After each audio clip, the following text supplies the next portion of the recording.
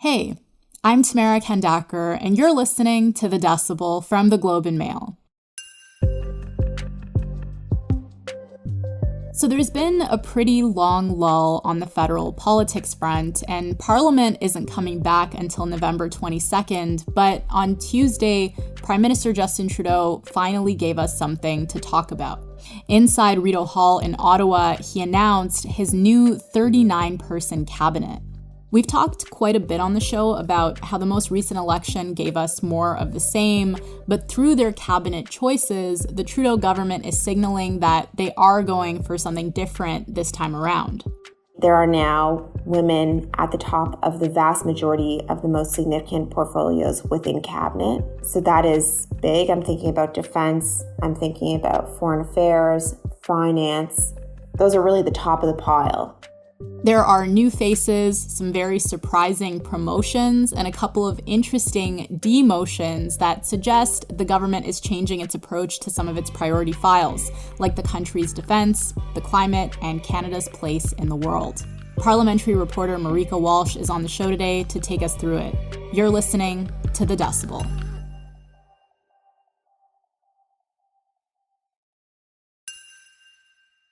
Hey, Marieke, welcome back. It's great to talk to you. Hi, Tamara. Thanks so much for having me on. So lots to get into today, but let's start with the big picture. How would you describe in broad strokes what happened on Tuesday with the cabinet shuffle?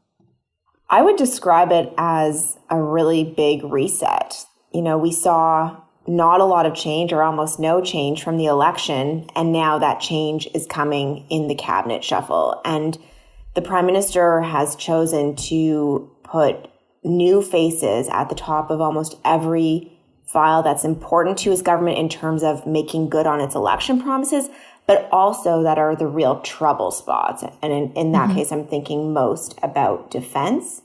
The relative constant would be his economic team led by Chrystia Freeland, who is the finance minister and who has stayed in her position as deputy prime minister and finance minister.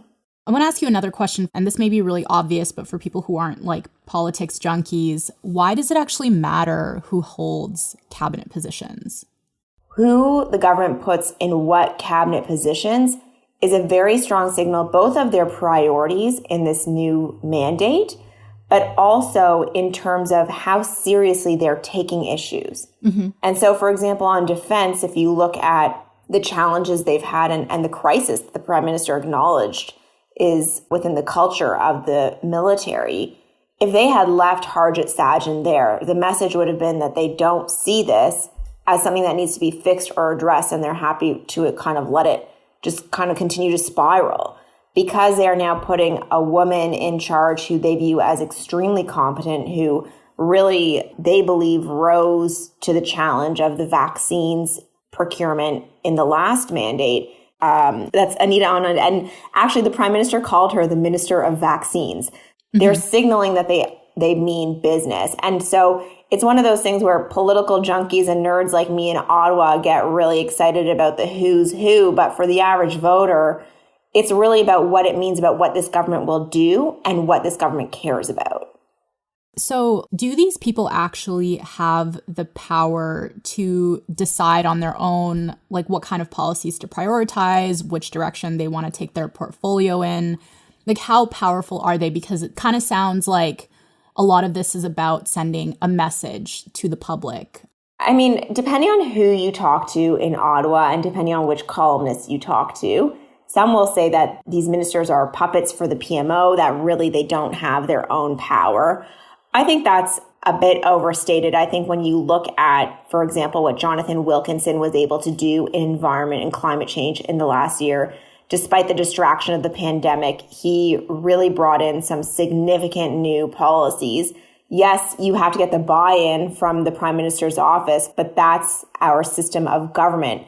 Certainly, some ministers have more free reign than others, and that's in large part because of their relationship with the Prime Minister. So I'm thinking there about Chrystia Freeland, who certainly is very closely connected and tied to the Prime Minister, but nobody doubts that she has a lot of power and influence. Another person I would think about would be Dominic LeBlanc, who is also very close with the Prime Minister. They're very good friends. But it also, he does seem to have leeway to run things his way. There's lots of questions about how much power and control the ministers have. And I think it comes down to what the issue is, how much the Prime Minister's office cares about the issue, and how involved the Prime Minister's office wants to be on that policy development. Yeah, and just on the power of the Prime Minister's office, I've read analysis, including from our colleague, John Ibbitson, that over the last few decades, the PMO has become more and more powerful. And I wonder if you can talk about what that actually means. Like, how has the Prime Minister's office become more powerful, and what does that mean for cabinet?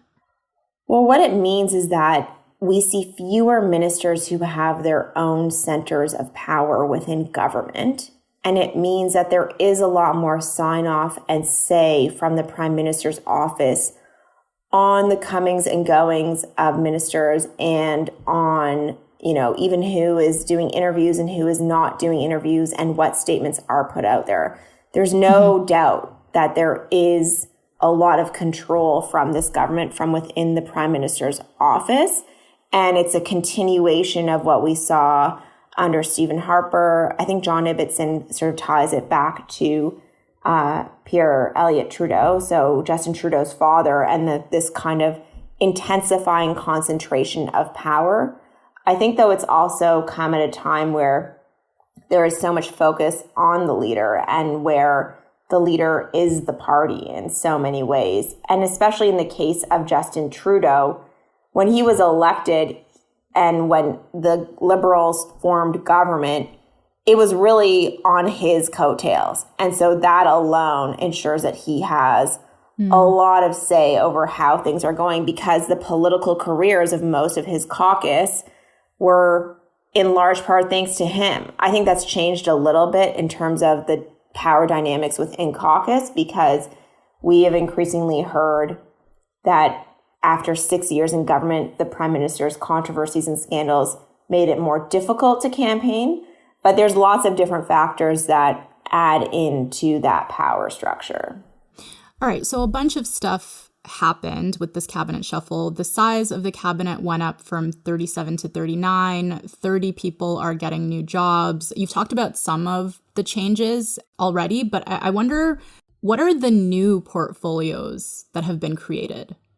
I think one of the more significant new portfolios is the one that Carolyn Bennett holds, and that is now, she has sort of a sub-portfolio in health to focus on mental health. And that is, I think, in response to the election campaign where the Liberals were heavily criticized. For example, their handling of the opioid crisis. So that would be, I think, one of the key changes. It's also, though, notable because it's a significant demotion for Carolyn Bennett, who was the Minister of Crown Indigenous Relations and now is going into an associate minister role. And what have people been speculating about why Carolyn Bennett was demoted?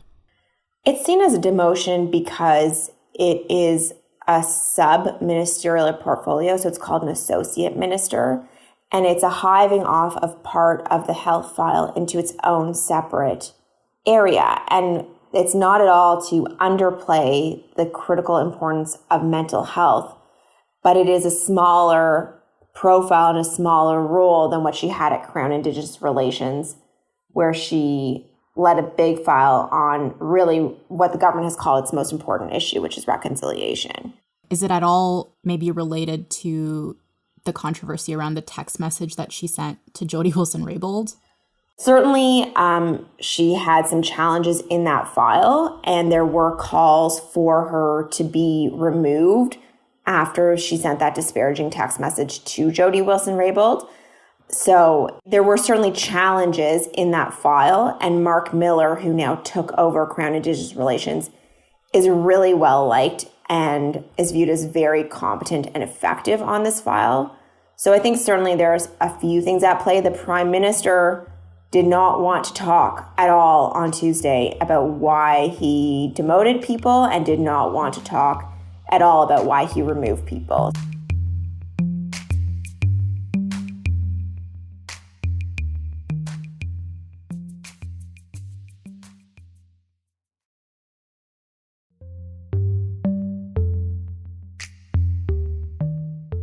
So what does all of this tell us about how government was working before and what kind of lessons the Trudeau government has learned from the election? I think for the first time we saw the Prime Minister acknowledge that addressing the crisis in the Canadian Forces meant changing the leadership at the top. He has stood by Harjit Sajjan for a long time.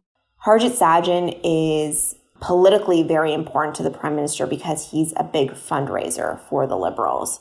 So there's always more things at play. But on Tuesday, the Prime Minister gave a clear indication that that can only take you so far. If they hadn't changed it, it would suggest that they didn't want to address what was happening in the military. Another really big change that is very notable internationally, but also, as I mentioned, to the oil patch, is Stephen Guilbeault becoming the Environment and Climate Change Minister.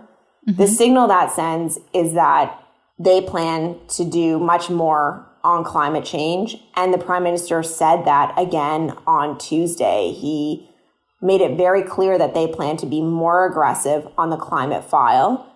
And they have chosen to assign that portfolio to somebody who is inflammatory in Alberta and in Saskatchewan. Yeah, tell me a bit about Stephen Guilbeault. Why is he considered inflammatory? Like, I know that he's been in Parliament for a couple of years and he's just been moved into this role, this very high-profile role. So what does that mean and why put him there? It's very interesting because Stephen Guilbeault joined the Liberals in 2019. That was when he was first elected. And at the time, he made clear, for example, that he is against the Trans Mountain Pipeline that the Liberal government in its first mandate bought. And he, for example, is known for scaling the CN Tower in 2001 as a Greenpeace activist in protest over the Kyoto Accord and Canada's failure to act quickly to ratify it. By appointing Stephen Guilbeault, the Prime Minister put a bullseye, a target on the climate file as one of his most important, most key issues to work on. And so that just ups the ante. So that's like a very obviously bold move and maybe a sign of the times. Exactly. Okay, so another change that I wanted to talk about that stood out to me was the appointment of Mélanie Joly as Minister of Foreign Affairs. Why put her in that role? It's a really big promotion. It's one that surprised many Liberals. Mélanie Joly was elected in 2015. The Liberals had very high hopes for her. She stumbled out of the gate in her role as Heritage Minister and was demoted to the tourism portfolio in 2018. And ever since then, she has been slowly but surely, and now very quickly, regaining the trust of the Liberals. Certainly, it raised eyebrows in some quarters of Ottawa, in particular because they've had so many foreign affairs ministers. This is the fifth in 6 years, which is a lot of turnover on a really important file. And the question now is how does she perform? Does she exceed expectations? And do actually the low expectations that some people are setting for her actually help her in the end? Another really interesting, maybe this is my bias as a woman maybe, but she has been very vocal and very open about wanting to get more women into politics and wanting to make politics more family friendly. And so, for example, she's talked about how she herself is going through IVF treatments and trying to get pregnant. And so now we have, a high-flying foreign minister who is also trying to show how politics can be done in a way that is still amenable to a family or starting a family. Yeah.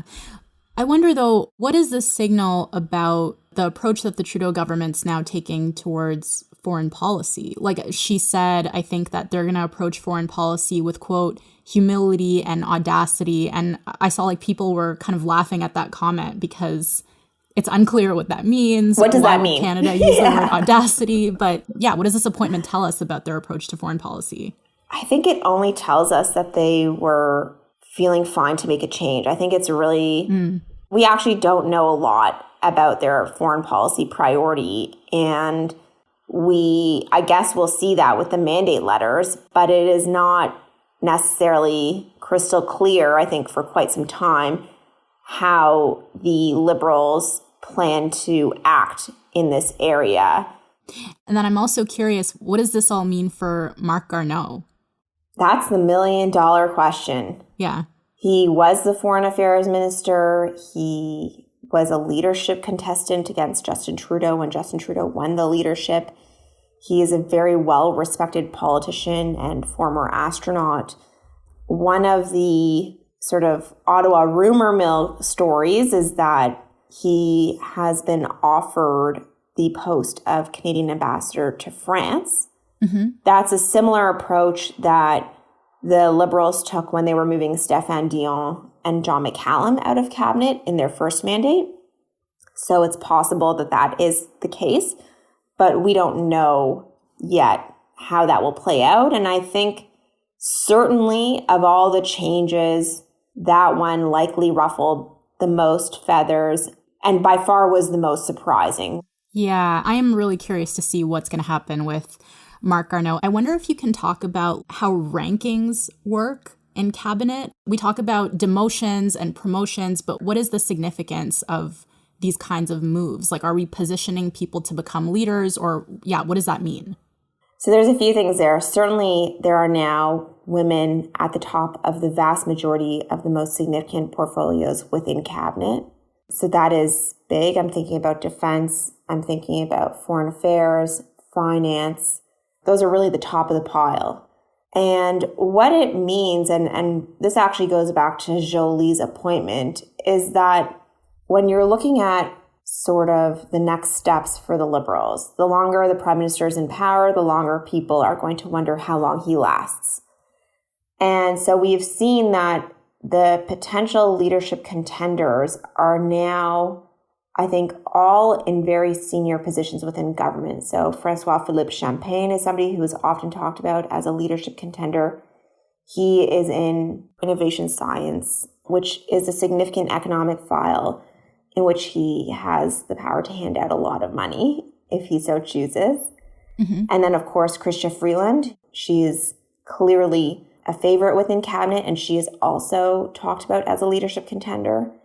And then Mélanie Joly also is spoken of as a leadership contender, and now she is in foreign affairs, which gives her the opportunity to become much better known to English Canada, which is a very important element of winning a leadership race.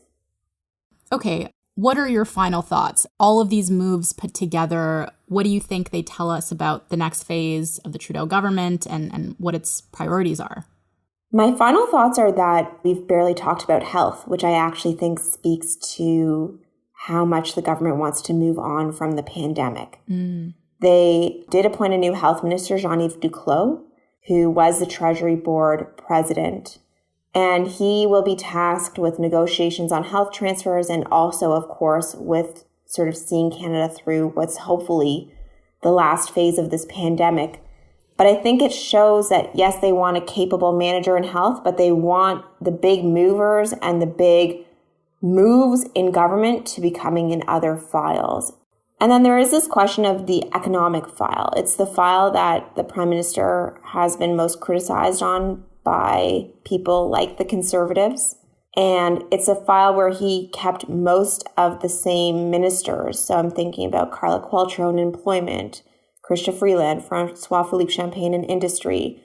So he's kept his economic team in this really critical point of economic recovery, of dealing with the pandemic, relatively stable in the face of massive changes almost in every other critical file. So I think there's this push-pull in the government about wanting to be able to move on from the pandemic and the fallout from the pandemic, and also recognizing and acknowledging that you can't yet take your eye off that ball either.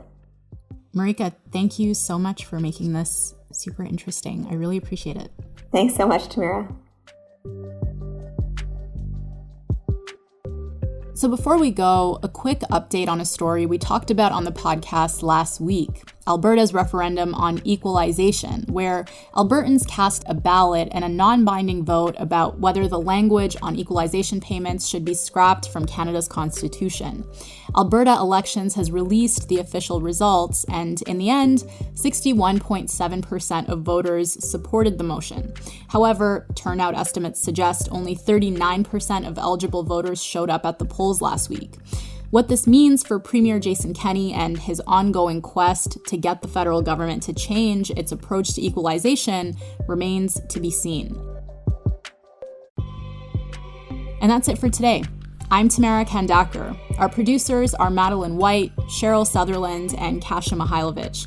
David Crosby edits the show. Angela Pacenza is our executive editor.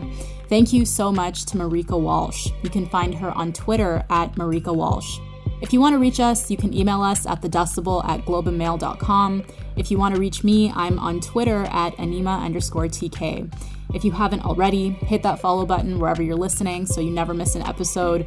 Thank you so much for listening, and I'll talk to you tomorrow.